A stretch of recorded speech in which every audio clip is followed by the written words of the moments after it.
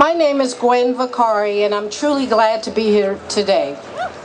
I am speaking today because I regret my abortion. I must now do all I can to help others not make the same mistake I did. In 1978, I was a junior in college. I was working to pay my way through school and was shocked to find out that I was pregnant. The young man involved with the pregnancy did not have a financially sound job, and I did not believe I could emotionally and financially handle the responsibility of a child. At the time of my abortion, those performing it did not tell me about the risk or the consequences I would later suffer, such as depression, shame, guilt.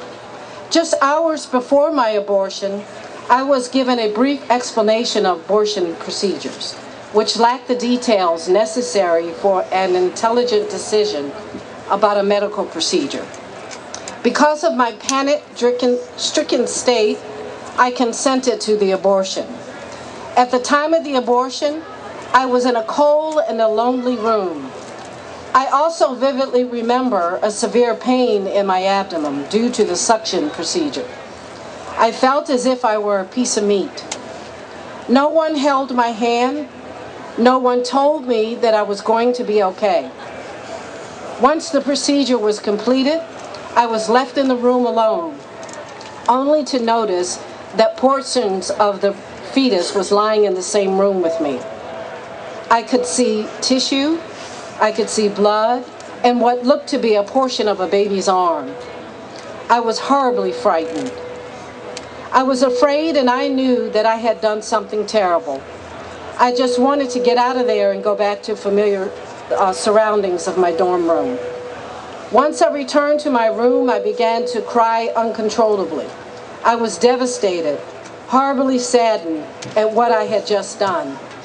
I remember thinking that I was the oldest of 7 children and had been taught that life was precious. How could I have done such an awful thing?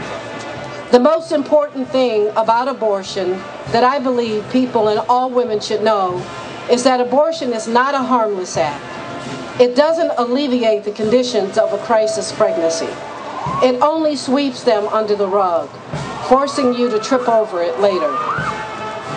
This may take the form of shame, guilt, and even depression, which requires a great deal of work to fix it. My abortion had me bound in a traumatic grip of which I truly regret. If God were to turn back the hands of time for me, I believe I would not have had an abortion. Today, my baby would have been 34 years old. He or she could have been a true asset to society, giving love to many. May God forgive me for what I've done, and may He know and grant me peace now.